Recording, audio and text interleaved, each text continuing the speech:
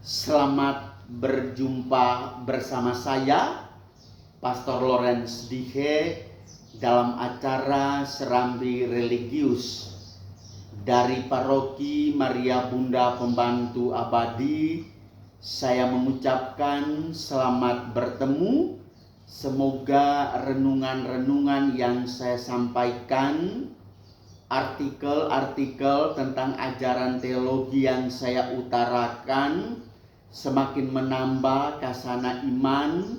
Dengan demikian seluruh hidup kita selalu diberkati oleh Tuhan.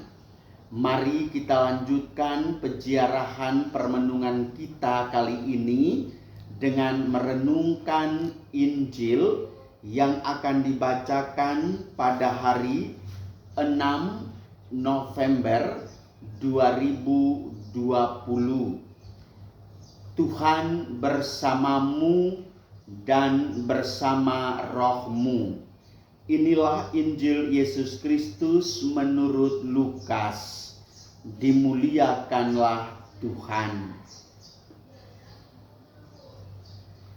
Pada suatu ketika berkatalah Yesus kepada murid-muridnya, ada seorang kaya yang mempunyai seorang bendahara. Kepadanya disampaikan tuduhan bahwa bendahara itu menghamburkan miliknya.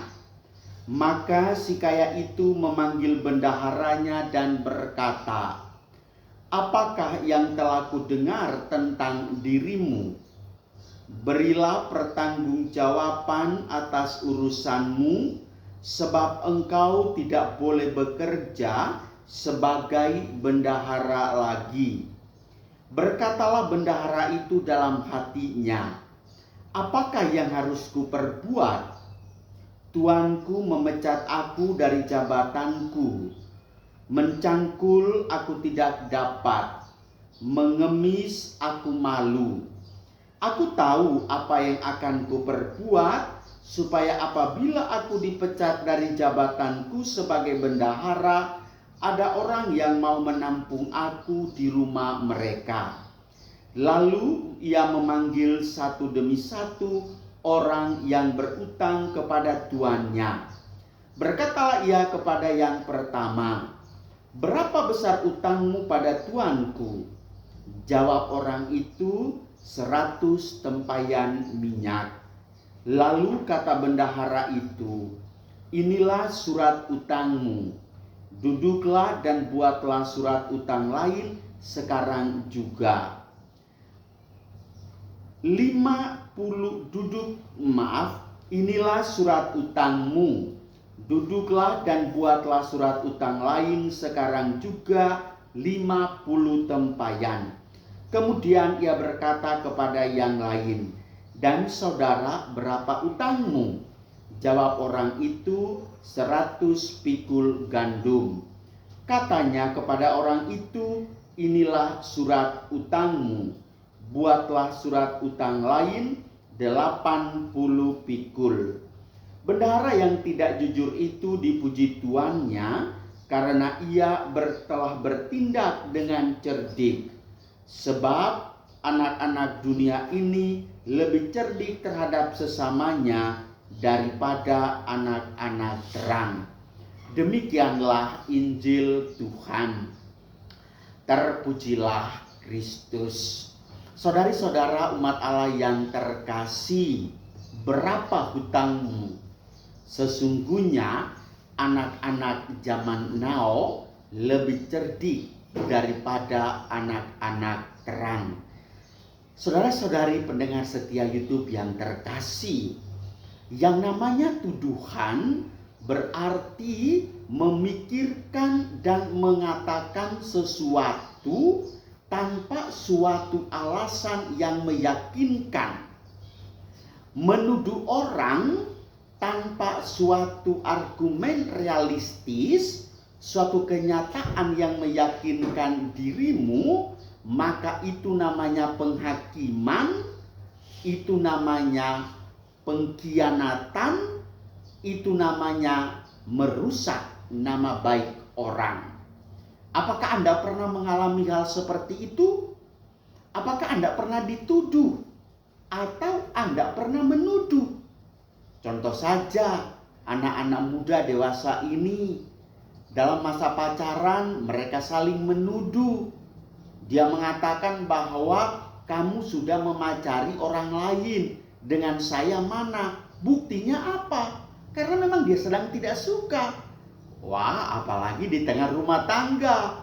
Sang ibu melihat sapu tangan berwarna merah. Ternyata ada model kayak lipstik yang menempel di sapu tangan itu. Dia memanggil suaminya dan mengatakan, "Oi, Bapak, marilah dulu. Mengapa sapu tangan ini berwarna merah? Ini warna gincu, warna lipstik bahasanya." Lalu Bapak itu mengatakan, "Oh, kebetulan tadi ada karyawan saya kena kepotong silet, lalu saya mengelap dengan sapu tangan." Padahal jauh berbeda. Apa betul bahwa itu benar? Karena luka para karyawannya. Dia mulai menuduh bermacam-macam hal. Dan memang kalau tuduhan tanpa alasan yang jelas bisa membuat relasi kita tidak harmonis, hubungan kita bisa terputus, dan bisa saja orang yang dituduh akan membalas dendam dengan tindakan yang tidak ilahi, tindakan yang tidak kristiani. Saudara-saudari umat Allah yang terkasih, bendahara yang tidak jujur, yang dituduh oleh majikannya membuat dia kelabakan. Dia dituduh oleh majikan, dia mengatakan, "Anda sudah menghamburkan harta milikku. Bisa saja Anda memakainya untuk membayar uang sekolah anakmu. Bisa saja Anda melipat gandakan dengan menjalankan uang rentenir atau koperasi jalanan. Bisa saja Anda mau menabungnya secara deposito karena Anda mau menghamburkan uang milik majikanmu itu." Maka bendahara itu mulai ciut mental. Lalu dia sudah mulai merasa diri tidak mampu, mencangkul aku tidak mampu, mengemis aku malu, dan meminta aku lebih malu lagi karena aku dipecat oleh majikan dari jabatanku sebagai bendahara. Lalu dipanggillah dia menandatangani surat utang itu. Dan sesungguhnya saudara-saudariku yang terkasih, tindakan majikan ini sangat tidak terpuji. Maka di akhir firman Tuhan dikatakan, sesungguhnya anak-anak zaman sekarang lebih cerdik daripada anak-anak terang. Apakah kita termasuk anak-anak gelap yang sering menuduh sesama tanpa alasan yang jelas? Kita naikkannya itu di status Facebook, di WhatsApp, dengan menuduh A, B, C, D tanpa alasan yang jelas. Hanya karena kita jengkel dengan si A, kita tidak suka dengan si B, kita tidak suka asal usulnya, kita ingin supaya dia kapok, mentalnya dibunuh, karakternya ditindas. Wah, ini luar biasa, sangat menyedihkan. Saudara-saudara umat beriman yang terkasih, dalam kehidupan beriman, tindakan seperti ini sering sekali terjadi. Renungkanlah dirimu masing-masing. Kita dituduh dengan berbagai macam alasan. Tetapi saudara-saudariku yang terkasih, selama Anda tidak pernah melakukan seperti yang dituduhkan, berpegang teguhlah pada ajaran dan prinsipmu yang benar. Tetapi kalau ternyata tuduhanmu itu benar, akuilah kesalahanmu itu, mohon maaf, selesailah sudah. Tuhan Yesus Kristus, Allah Bapa yang Maha Kuasa, tidak pernah menuduh umatnya. Bahkan dia dalam khotbah selalu mengatakan, barang siapa yang berdosa, hendaklah ia bertobat dan kembali ke jalan yang benar. Kalau memang demikian, kita semua adalah orang-orang berdosa, maka kita menyadari diri dan bertobat, kembali ke jalan yang benar.